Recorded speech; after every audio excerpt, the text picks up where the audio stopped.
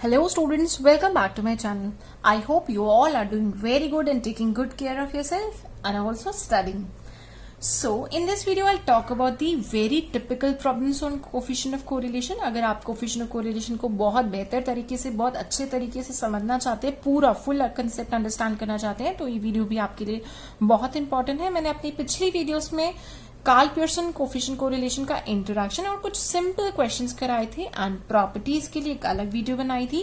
आज हम सब डिस्कस करेंगे टिपिकल प्रॉब्लम्स, जो कि होंगे बहुत 3 इंपॉर्टेंट क्वेश्चन जैसे कि एग्जाम में आते हैं. So let's get started. Watch till the end to understand all these 3 questions which are exam oriented. So the very first question is, find the Karl Pearson coefficient of correlation between the age and the playing habits of people from the following information. आपको बोला गया है coefficient of correlation निकालिए लोगों की as के बीच में और उनके प्लेइंग हैबिट्स के बीच में. उनकी एज का उनके हैबिट्स, खेलने स्पोर्ट्स वाली हैबिट से क्या कोरिलेशन है नीचे दी गई इंफॉर्मेशन के हिसाब से. तो आपको एज ग्रुप दिए गए हैं 15 and less than 20, that is all those who are more than 15 but less than 20, who are 20 or more than 20 but less than 25, who are 25 or more than 25 but 30 से कम.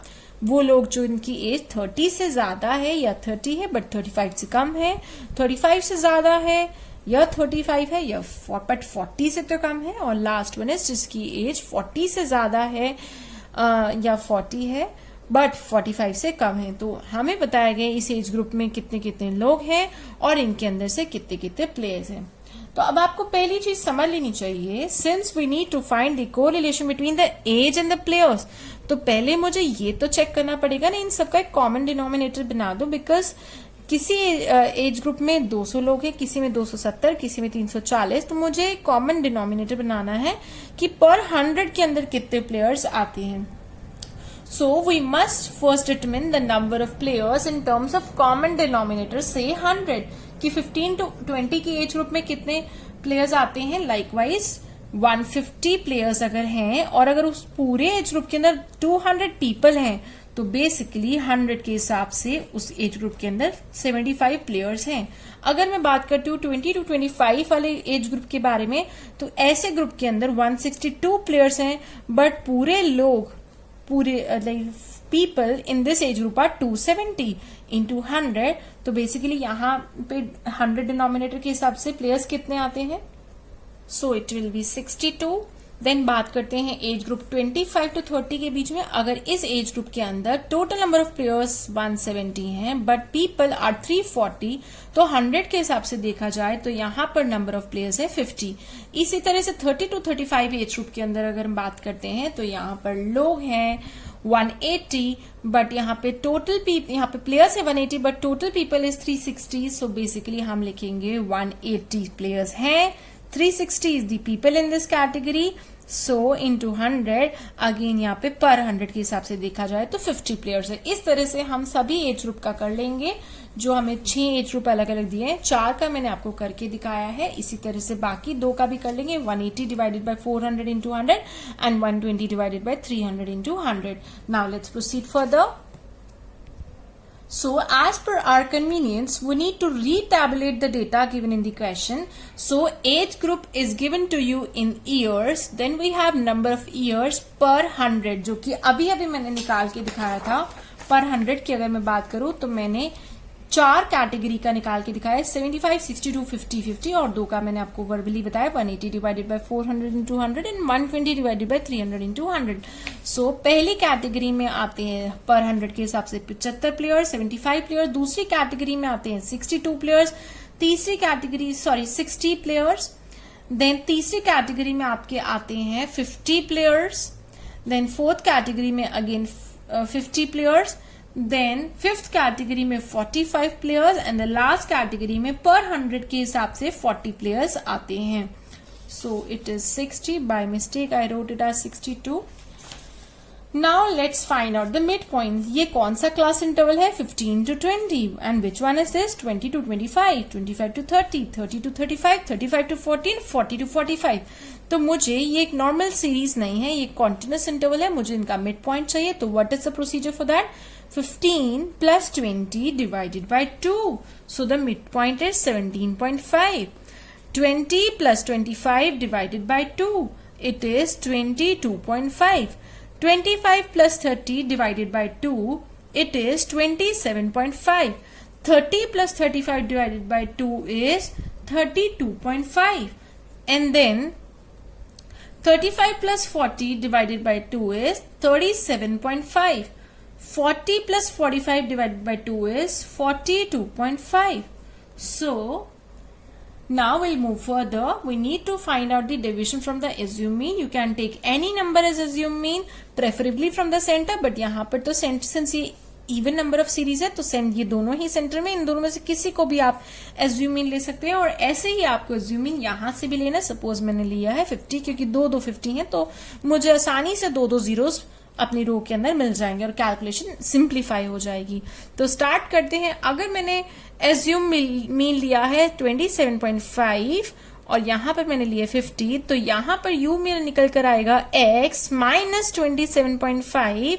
तो अगर मैं 17.5 में से 27.5 लेस करूंगी तो मुझे मिलेगा -10. देन लेस करूंगी 22.5 में से मुझे मिलेगा -5. तो मैं ये जान गई हूं कि इन सब में 5 कॉमन आएगा तो इसीलिए अपनी कैलकुलेशन को सिंप्लीफाई करने के लिए मैं 5 से डिवाइड कर दूंगी. So my next step will be 17.5 minus 27.5 is -10. -10 divided by 5 is -2. Then 22.5 minus 27.5 is -5. -5 divided by 5 is -1. Then 27.5 minus 27.5 is 0. Then 32.5 minus 27.5 is +5. +5 divided by 5 is +1. And simply it will be +2 and that will be +3 क्योंकि ये सब regular basis पे jump कर रहा है तो यहाँ पर +1 +2 +3 ही आएगा बिकॉज हम उसे इनका जंप करने का पैटर्न सेम है. ये सारे नंबर्स 5 से बढ़ रहे हैं और यहाँ पे हम 5 से डिवाइड कर रहे हैं तो ये 1 2 3 हो जाएगा because 42.5 minus 27.5 is 15. 15 divided by 5 is +3. Now let's talk about the V series. 75 minus 50 is Y series minus 50 divided by यहाँ पर जब मैं 75 में से 50 लेस करती हूँ मुझे मिलेगा 25. देन 60 में से जब मैं 50 लेस करती हूँ मुझे मिलेगा 10. तो इन सब में 5 कॉमन होगा तो 75 minus 50 is -25. -25 divided by 5 is not -25, it will be +25. +25 divided by 5 is 5. 60 minus 50 is +10. +10 divided by 5 is +2. 50 minus 50 is 0. 0 divided by 5 is again 0. 50 minus 50 is 0. 0 divided by 5 is again 0. Now 45 minus 50 is -5. -5 divided by 5 is -1. Then 40 minus 50 is -10. -10 divided by 5 is -2.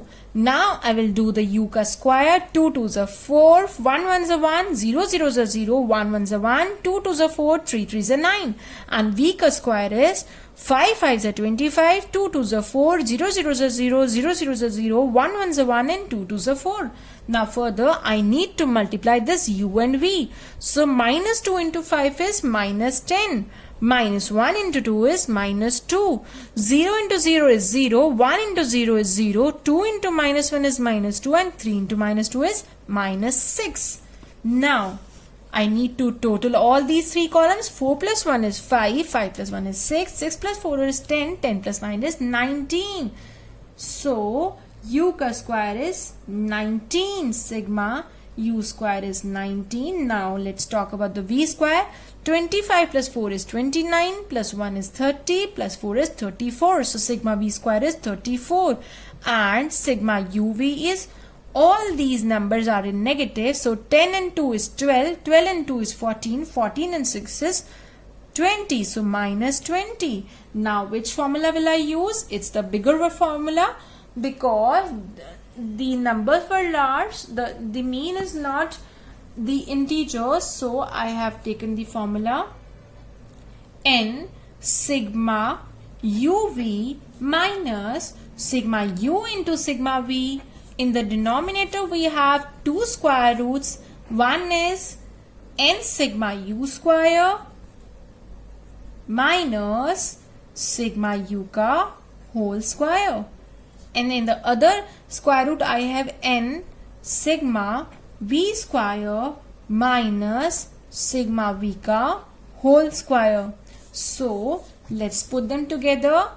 N is how many series are these are basically 6 category of people, 6 different age group people. So 6 multiply by, this dot indicates multiply, minus 20, which is the sigma uv, minus sigma u into sigma v. So sigma u is, this minus 3 gets cancelled out with the positive 3, so we are left with positive 3 only.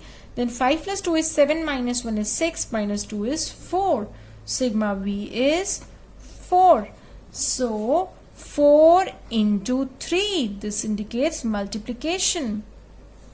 Now we have, in the denominator we have n, which is 6 here, 6 here, then sigma u square, it is 19, 6 into 19, minus sigma u ka whole square, which is 3 ka square. Then in the other square root I have 6 into 34 minus positive 4 ka whole square, because sigma v is positive 4. So your answer will be minus 120 minus 12 upon, in the square root I have, in the one square root I have got 105, solving it out. In the other square root I have 188.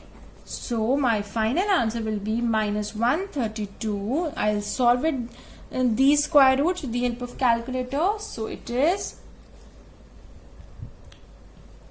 140.499. Your final answer will be minus 0.94. So that's it for this question. Now let's talk about the other question. A computer, while calculating correlation coefficient between two series x and y, obtain following constants. n है 25, 25 की number of variables 25, sigma x is 125 and sigma x square is 650. Sigma y is 100, sigma y square is 460 and sigma xy is 508. आपको n बताया गया है, x का sigma, x square का sigma, y का sigma, y square का sigma और xy को मल्टीप्लाई करने के बाद उनका भी सिग्मा बताया गया है. Then it is being said, it was however later discovered at the time of checking that it had copied two pairs of observation as 614 and 86, while correct values were 812 and 68. गलती से x और y के कुछ combination गलत लिए गए, दो pairs गलत लिए गए. जहां लेना चाहिए था 812 वहां गलती से ले लिया गया 614 और जहां लेना चाहिए था 68 वहां गलती से ले लिया गया 86. Now obtain the correct value of correlation between x and y. तो मुझे ये सब गलत दिए गए हैं, इनको पहले ठीक करना पड़ेगा. इनको ठीक करने का क्या तरीका है, इनके अंदर जो जो गलत है उनको माइनस कर देंगे और जो सही लेने चाहिए थे उनको हम प्लस कर देंगे. So let's begin. So basically what is the rule in such kind of question? The rule is subtract the incorrect values. जो incorrect है उनको गायब कर दो, माइनस करके हटा दो और जो करेक्ट है उनको ले लो. तो करेक्ट सिग्मा x निकालने के लिए पहले तो रखेंगे इनकरेक्ट को सामने. ये है इनकरेक्ट 125 जो कि क्वेश्चन में दिया गया है. अब जरा करते हैं x के अंदर से गलत वाले x को गायब करेंगे. तो गलत वाले x है आपके 6 and 8. ये वाला x है और ये भी x है क्योंकि 14 तो आपका y है और यहाँ पे 6 आपका y है. ये है गलत. और सही क्या है, सही x है 8 and 6.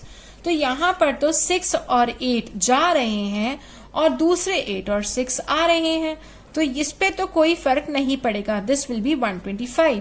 देन बात आती है करेक्ट सिग्मा y की. अगर इनकरेक्ट सिग्मा y 100 है तो इसमें से इनकरेक्ट y को गायब करते हैं जो कि है 14 and 6. So -14 and -6. और करेक्ट क्या है, 12 एंड 8, ये एक्स वाई का तरीका लिखने का है, x, y, आगे वाला x है और पीछे वाला y है। तो आप इसमें 12 ऐड करेंगे और 8 ऐड करेंगे, जो कि लेना चाहिए था। 12 और 8 लेना चाहिए था, गलती से ले लिया था हमारे कंप्यूटर ने। 14 और 6, 14 और 6, 14 6 को करेंगे माइनस, 12 और 8 को करेंगे प्लस, तो आपका आंसर यहां पर भी सेम ही रहा, 100 ही रहा। 20 लेस हुआ, 20 ही ऐड हो गया। फर्क तो पड़ता है करेक्ट सिग्मा एक्स स्क्वायर को। अगर इनकरेक्ट सिग्मा एक्स स्क्वायर आपका 650 है, 650 में से मुझे गलत स्क्वायर्स को गायब करना है। 6 का स्क्वायर गायब करूंगी, 8 का स्क्वायर गायब करूंगी और 8 का स्क्वायर ऐड करूंगी और 6 का स्क्वायर ऐड करूंगी। तो मेरी नई वैल्यू पे कोई फर्क नहीं पड़ेगा, वो सेम है, क्योंकि ये भी 6 8 है और ये भी 8 6 है। फर्क पड़ेगा तो सिग्मा वाई स्क्वायर को। सो सिग्मा वाई स्क्वायर जो कि गलत वाला है, दैट इज 460। इसको करेक्ट करने के लिए हम इसमें से लेस करेंगे, इसमें से हम 14 का स्क्वायर बेसिकली लेस करेंगे, 6 का स्क्वायर भी हम लेस करेंगे, लेकिन हमें ऐड करना है 12 का स्क्वायर प्लस 8 का square. So after deducting and adding incorrect and correct values respectively, my new correct sigma y square is 436. Now let's talk about the correct sigma x y. ये है 508 जो कि है गलत वाला।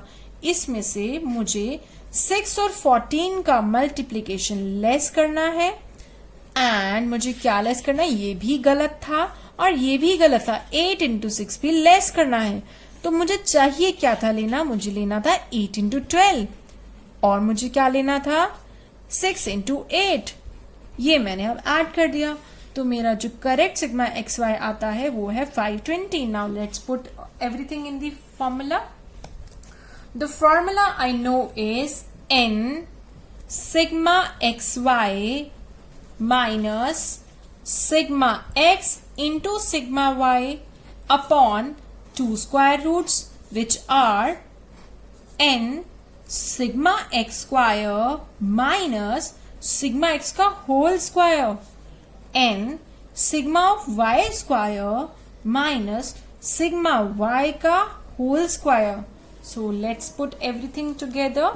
n इज 25, इसको लेने में तो कोई गलती नहीं हुई थी। 25 के बाद हम करेक्ट सिग्मा एक्स वाई ले लेंगे जो कि है 520, हमने अभी भी निकाला, माइनस सिग्मा एक्स और सिग्मा वाई ये तो जो पहले थे बाय चांस, ये अभी भी वही है 125 into 100। देन बात आती है डिनोमिनेटर की। In the denominator we need to take 2 square roots. One is 25 into sigma x square which is 650 minus sigma x का whole square, sigma x is 125 का होल स्क्वायर। So 125 का whole square. In the other square root I have 25 into sigma y square which is 436 minus sigma y का whole square which is 100 which is 100 का whole square. So I will solve out everything using a calculator. So by calculator I found in the numerator I am left with 500 and the denominator I have 625 का square root and 900 का square roots which is equal to 500 upon 25 into 30. So my final answer is 0.67. So that's it for this question. Now let's talk about the third question for the video. So the third question, compute the correlation coefficient from the following data. N is 10, sigma x is 140, sigma of y is 150 and sigma x minus 10 का square is given to you in the question as 180 and sigma y minus 15 का square is 215 and sigma x minus 10 y minus 15 का जो total आता है वो 60 है। अब मुझे ये नहीं समझ आ रहा है कि ये जो इन्होंने x में से लेस किया हुआ है, क्या ये अज्यूम मीन लेस किया हुआ है या एक्चुअल मीन है, बट ये मैं चेक तो कर सकती हूँ आसानी से। इसके लिए मुझे क्या करना होगा, मुझे x का पहले मीन निकाल के देखना है। सो x का मीन होता है सिग्मा x अपॉन n जो कि आ जाएगा 140 अपॉन 10 मतलब कि 14 तो क्या इन्होंने x के अंदर से 14 लेस किया? नो, इन्होंने तो 10 लेस किया. दिस मीन्स ये एज्यूम मीन है. इसी तरह से जब मैं y की बात करती हूं तो y का जो मीन आता है that is sigma y upon n is equal to 150 upon 10 that is equal to 15. But यहां पे इन्होंने तो 15 ही लेस किया है. लेकिन जब हम बात करते हैं एक सीरीज की, अगर उन्हें एज्यूम मीन लिया तो दूसरी में भी एज्यूम मीन ही लिया होगा. बाय चांस वो एक्चुअल मीन से मैच कर जाता है. सो हम यहां पर ये मान के चलते हैं कि ये जो डेविएशंस का जो स्क्वायर किया हुआ है ये इन्होंने x minus 10 and y minus 15 are assume mean. So we can write down therefore x minus 10 and y minus 15 जो कि क्वेश्चन में हमें दिया हुआ है are the deviation from the assume mean. तो अब मुझे ये पता चल गया है कि मेरा सिग्मा u स्क्वायर जो है वो 180 है, सिग्मा v स्क्वायर जो है वो 215 है, सिग्मा uv जो है वो मेरा 60 है. But I have no idea what is sigma u and what is sigma v. ये भी तो मुझे मेरे फॉर्मूलाज के लिए चाहिए. इसको निकालने के लिए I know that it is sigma x minus 10 and it is sigma x minus 15. So it can also be rewritten as sigma of x minus n into 10 times, and it can be written as this is why sigma of y minus n into 15. So sigma x और sigma y तो मुझे दिए गए हैं 140 और 150. इनमें से मुझे n भी पता है, n is 10 for each cases. So 100 less करूंगी यहां पर और यहां पर लेस करूंगी 150. So basically sigma u is 40 and sigma v is 0. So now we can use the formula r is equal to n sigma uv minus sigma of u into sigma of v. In the denominator we have two square roots. One is n sigma of u square minus sigma of u का whole square, and the other square root I have n sigma v square minus sigma v का whole square. सो n sigma uv ये तो मुझे दिया हुआ है n is 10 into sigma uv question में बोला गया है 60. ये दोनों मैंने निकाल लिया अभी 40 into 0. And in the denominator I have under one square root I have 10 into sigma u square. What is sigma u square? Sigma u square is 180 minus sigma u का होल स्क्वायर जो कि है 40 का square. And the other square root I have n जो कि है 10 into sigma v square जो कि क्वेश्चन कहता है 215 है माइनस सिग्मा v का होल स्क्वायर. सिग्मा v का होल स्क्वायर मतलब कि 0 का होगा. With the help of calculator it is 600 minus 0 upon the square root I have 1800 minus 1600 and in the other square root I have 2150. So I can solve it out. 600 upon one square root I have 200 and in the other square root I have 2150. I can find out the square root using calculator. So it is 600 upon 200 का square root होता है 14.14 और आपका 2150 का square root होता है 46.37. इन दोनों को हम करेंगे multiply. Our answer will be 600 upon 655.67. So your final answer will be 0.915. So that's it for this video. Thanks for watching. Stay connected and do watch out my next video in which I'll be talking about bivariate series जहां पर दो variables के दो तरह के data आपके सामने है. तो बेसिकली हम उसके बारे में भी कोएफिशिएंट कोरिलेशन निकालना सीखेंगे and the Spearman rank correlation in the fourth next video. Bye bye. Stay connected.